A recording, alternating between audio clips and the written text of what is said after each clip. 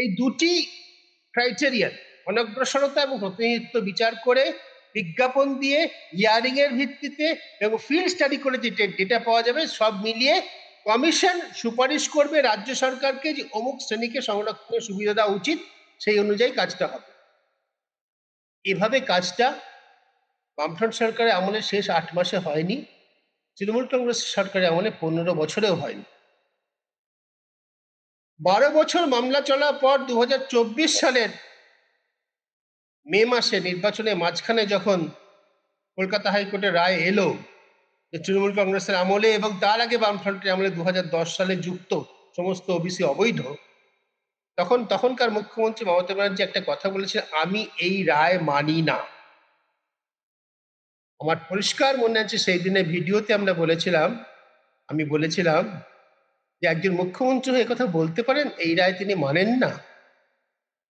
তিনি বলেছিলেন কার্যক্ষেত্র পশ্চিমবঙ্গ সরকার মানেনি। 12 সালে যখন ওই অপকর্মটি ধরা পড়লো, তারপর সমস্ত ওবিসি সার্টিফিকেট খারিজ হয়ে গেল 2010 সালের পর থেকে দেওয়া। মনে রাখা দরকার, হাইকোর্টের রায় কিন্তু একটা রাইডার ছিল, একটা শর্ত ছিল, সেটা হচ্ছে যে ইতিমধ্যে ওই 2010 সাল থেকে 12 সালে রায় বেরিয়েছিল মে মাসের সম্ভবত 4-5 তারিখ হবে, মে মাসে একদম গোড়ায় হাইকোর্টের রায় বলা হয়েছিল, হাইকোর্টের ওই রায়ের দিন পর্যন্ত যারা রাজ্য সরকারের দেওয়া ওবিসি সার্টিফিকেটের ভিত্তিতে চাকরি পেয়েছেন বা শিক্ষা প্রতিষ্ঠানে পড়াশোনা করছেন, তারা চাকরি করতে পারবেন এবং সংরক্ষণের সুযোগে পড়াশোনা করতে পারবেন। অর্থাৎ ইতিমধ্যেই যারা কাজ পেয়ে গিয়েছেন তাদের অধিকারে কোর্ট হস্তক্ষেপ করেনি। কিন্তু সমস্যা হলো যে ওই 2012 সালের 2024 সালের ওই মে মাসের পরেও ওই মুখ্যমন্ত্রী মমতা ব্যানার্জি, তখনকার মুখ্যমন্ত্রী মমতা ব্যানার্জি বললে তিনি এই রায় মানেন না। না মেনে রাজ্য সরকার কি করলো, রাজ্য সরকার রাতারাতি একটা ব্যাকওয়ার্ড ক্লাসেস কমিশনটাকে উঠিয়ে দিয়েছিল 12 সালের পর। রাতারাতি একটা কমিশন গঠন করা হলো, হাইকোর্টের একজন প্রাক্তন বিচারপতিকে তার চেয়ারম্যান করা হলো এবং সেই কমিশন অতি দ্রুত কয়েক মাসের মধ্যে যেমন তেমন করে কাজ করে আরো বেশ কিছু শ্রেণীকে ওবিসি তালিকাভুক্ত করার সুপারিশ করলে এবং রাজ্য সরকার সেটা মেনে নিল। এইবার এর বিরুদ্ধে যখন মামলা হলো 2025 সালে, তখন প্রথম দিনের শুনানিতে হাইকোর্ট রাজ্য সরকার এই সমস্ত কারবারকে খারিজ করে দিয়েছিল। বলেছিল 2012 সালে আইনটাই অবৈধ, সে আইন বলে যা কিছু করা হচ্ছে সবই অবৈধ, এবং বলেছিল এটা হচ্ছে অ্যাসেম্বলি প্রিভিলেজ, সংরক্ষণ কাকে দেওয়া হবে কি না হবে সেটা বিধানসভা ঠিক করবে, সরকার ঠিক করতে পারে না একরকম। যদিও বিধানসভার সংখ্যাগরিষ্ঠতার সুবাদে দল তথা সরকার তথা বিধানসভা এখন একাকার হয়ে যাচ্ছে সর্বত্রই, কিন্তু আইনের বিধানটা হচ্ছে এটা বিধানসভাতে আলোচনা হবে, এটা এক্সিকিউটিভ অর্ডার বলে, প্রশাসনিক অর্ডার বলে এটা করা। রাজ্য সরকারের যুক্তি ছিল, আইনের ভাষা ছিল, the recommendation of the commission will be ordinarily binding on government. Mamata Banerjee ইচ্ছে মতো রাজ্য সরকারের আইনজীবীরা তখন এই যুক্তি দিয়ে আদালতে আর্গু করেছিলেন, সওয়াল করেছিলেন যে অর্ডিনারিলি বাইন্ডিং মানে হচ্ছে রাজ্য সরকারকে মানতে হবে, এমন কোনো বাধ্যবাধকতা নেই। কিন্তু হাইকোর্টের ব্যাখ্যাটা হলো যে অর্ডিনারিলি বাইন্ডিং মানে আসলে বাইন্ডিং, কমিশন যা বলবে সরকারকে তা করতে হবে, নির্দিষ্ট ক্ষেত্রে, বিশেষ ক্ষেত্রে, ব্যতিক্রমী ক্ষেত্রে নির্দিষ্ট কারণ থাকলে সরকার তা নাও করতে পারে, সাধারণভাবে করতে হবে।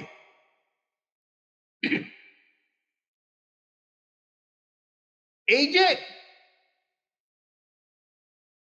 ওবিসিদের নিয়ে টানা হ্যাচড়া চলছে 2010 সাল থেকে, এর মূলে কি রয়েছে? এতে গেল কতগুলো সংখ্যা, কতগুলো সরকারি নির্দেশ, কোর্ট কি বলছে, ব্যাপারটা করা হয়েছিল কেন? সারা দেশে মুসলিমরা তাদের অবস্থা কিরকম এটা দেখার জন্য ইউপিএ সরকারের আমলে, মনমোহন সিং এর সরকারের আমলে দিল্লি হাইকোর্টের প্রাক্তন প্রধান বিচারপতি রাজেন্দ্রলাল সাচারের নেতৃত্বে একটা কমিটি গঠন করা হয়েছে, সাচার কমিটি। তারা 1 বছর ধরে বিভিন্ন পরিসংখ্যান নিয়ে, তথ্য নিয়ে কাজ করে সারা দেশে ঘুরে 2006 সালের নভেম্বর মাসে একটি রিপোর্ট দেয়। সেই রিপোর্টে বলা হয়েছিল, যদিও সারা দেশের জনসংখ্যার 14% মতো মুসলিম, কিন্তু সরকারি চাকরিতে তাদের প্রতিনিধিত্ব মাত্র 2.5% মতো। এই জনসংখ্যায় তাদের যতখানি ভাগ, সেই অনুপাতে যাতে তারা সরকারি চাকরিতে সুযোগ পান, সেটা নিশ্চিত করার জন্য মুসলিমদের জন্য সংরক্ষণের সুপারিশ করা হয়েছিল। একই সঙ্গে সমান্তরালভাবে সুপ্রিম কোর্টের প্রাক্তন প্রধান বিচারপতি রঙ্গনাথ মিশ্র, তার নেতৃত্বে একটি কমিশন হয়েছিল, রঙ্গনাথ মিশ্র কমিশন। সেই কমিশন শুধু মুসলিম নয়, সারা দেশের অনগ্রসর মুসলিম সহ সারা দেশে অনগ্রসর শ্রেণীদের নিয়ে একটা পূর্ণাঙ্গ তথ্য যাচাই করে রিপোর্ট দিয়েছিল। সেটা দিয়েছিল 2007 সালে মে মাসে। সুপ্রিম কোর্টের প্রাক্তন প্রধান বিচারপতি নেতৃত্বাধীন সেই কমিটি বলেছিল যে মুসলিমদের জন্য 10% সংরক্ষণ করা উচিত। সুতরাং যদি এবার রাজনীতির দিকে যাই, আর যারা বলছেন যে মুসলমান তোষণের জন্য এটা করা হয়েছিল শুধুমাত্র রাজনৈতিক তাগিদে, বিষয়টা তা নয়। এর পিছনে নির্দিষ্ট জুডিশিয়াল এনকোয়ারি ছিল। সুপ্রিম কোর্টের একজন প্রাক্তন প্রধান বিচারপতি নেতৃত্বাধীন কমিশন এবং দিল্লি হাইকোর্টের প্রাক্তন প্রধান বিচারপতি নেতৃত্বাধীন কমিটি, তারা সারা দেশ জুড়ে সমীক্ষা করে, তথ্য পর্যালোচনা করে নির্দিষ্ট করে সুপারিশ করেছিল।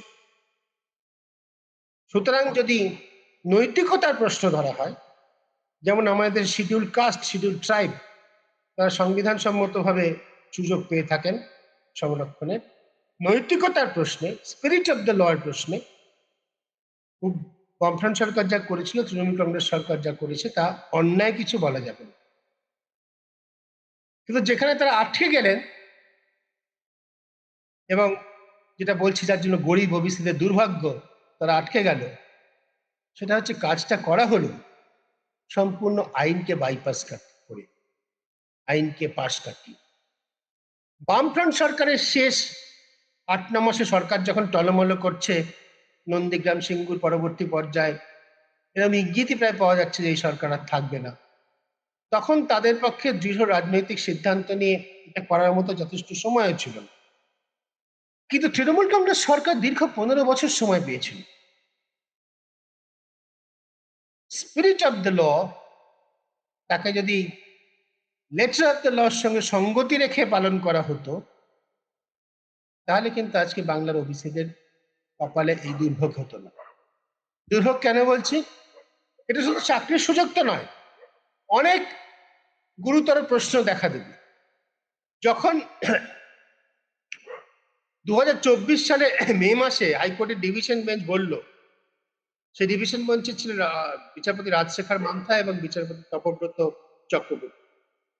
এই বিচারপতি তপব্রত চক্রবর্তী, যিনি এখন হাইকোর্টের অফিসিয়েট কার্যনির্বাহী প্রধান বিচারপতি, আবারও তার এজলাসি মামলা গিয়েছে।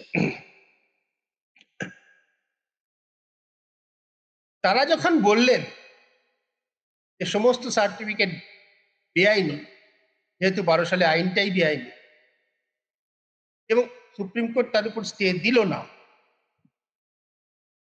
তারপরেও কিন্তু রাজ্য সরকার তার শেষ বছরে, তৃণমূল কংগ্রেস সরকারের শেষ 2 বছরে 2 হাতে সার্টিফিকেট বিলি করে গিয়েছে।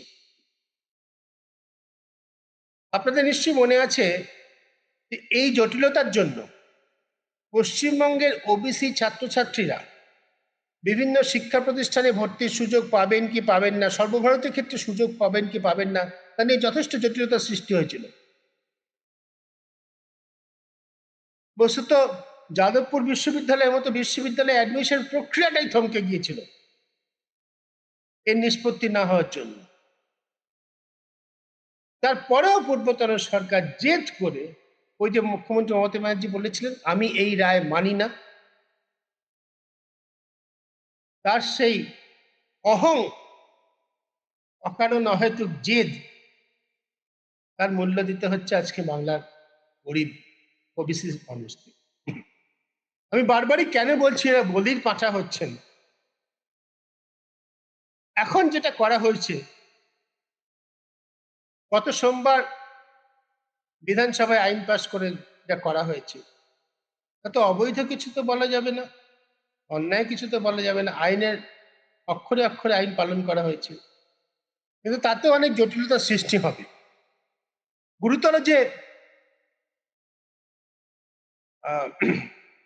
প্রক্রিয়াগত প্রশ্নটা ওঠে সেটা হচ্ছে যে হাইকোর্ট বলেছিল যে একমাত্র কমিশনের সুপারিশেই, এবং যে সুপারিশ হবে আবারও বলছি ভিত্তি হচ্ছে দুটো, তাদের যে শ্রেণীটা অন্তর্ভুক্ত হতে চাইছে তাদের অনগ্রসরতা, আর্থিক সামাজিক অনগ্রসরতা এবং সরকারি চাকরি ক্ষেত্রে তাদের প্রতিনিধিত্ব, এই দুটি ভিত্তিতে কমিশন প্রক্রিয়াটা কি, বিজ্ঞাপন দেবে, হিয়ারিং হবে, ফিল্ড যেটা দেবে, তার ভিত্তিতে কমিশন রেকমেন্ড করবে। এই প্রক্রিয়াতে এভাবেই যদি একমাত্র কোনো ওবিসি শ্রেণী অন্তর্ভুক্ত হতে পারে, তাহলে তার করলারি হচ্ছে, তার অনুসিদ্ধান্ত হচ্ছে কোনো শ্রেণীকে বাদ দেওয়া সেই প্রক্রিয়াতেই একমাত্র হতে পারে। এক্ষেত্রে কিন্তু রাজ্য সরকার আইন করে একলপ্তে ওই 10%কে পুরোপুরি বাদ দিয়ে দিল, যার ফলে এখন 130টি মতো প্রায় শ্রেণী, 10 সালে 42টি যুক্ত হয়েছিল, 12 সালে 35টি যুক্ত হয়েছিল, 24 সালের পর ওই সর্বশেষ যখন রাজ্য সরকার 3 মাসে বিদায়ী তৃণমূল সরকার যেটা করলো, তার ফলে সব মিলিয়ে 130টি মতো শ্রেণী গিয়ে দাঁড়িয়েছিল, তারা এই সুযোগ থেকে বঞ্চিত হচ্ছে, এবং যার মধ্যে সিংহভাগই মুসলিম, এবং তারা দরিদ্র, অতি দরিদ্র। সংরক্ষণের সুবিধা তাদের, যদি শিডিউল কাস্টরা পেয়ে থাকেন, যদি শিডিউল ট্রাইবরা পেয়ে থাকেন, তাদের সংরক্ষণের সুবিধা না পাওয়ার কোনো কারণ নেই। কিন্তু এই যে ক্যাটেগরাইজেশন করা হয়েছিল, 7% হচ্ছে বি ক্যাটাগরি এবং এ ক্যাটাগরি যুক্ত করা হয়েছে অতি অনগ্রসর, 10% যে যুক্ত করা হয়েছিল, এই 10%টা পুরো বাতিল হয়ে গেল। এর ফলে ভুগবেন হচ্ছে সমাজের দরিদ্রতম অংশের মানুষ, সব থেকে পিছিয়ে পড়া অংশের মানুষ এবং ধর্মগতভাবে মুসলিম সম্প্রদায়ের মানুষ। কিন্তু ব্যাপারটা করা হলো সম্পূর্ণ আইনের পথ ধরে। ওই জন্যই বলছি পশ্চিমবঙ্গের ওবিসি সম্প্রদায়ের মানুষরা অতীতের 2 সরকারের, বামফ্রন্ট সরকারে তাদের সুযোগ কম ছিল কয়েক মাস, কিন্তু তৃণমূল সরকার দীর্ঘ 15 বছর সময় পেয়েছিল। তাদের যে অবিমৃষ্যকারিতা, তাদের যে হঠকারিতা, তার মূল্য আজকে দিতে হচ্ছে বাংলার ওবিসি সমাজকে।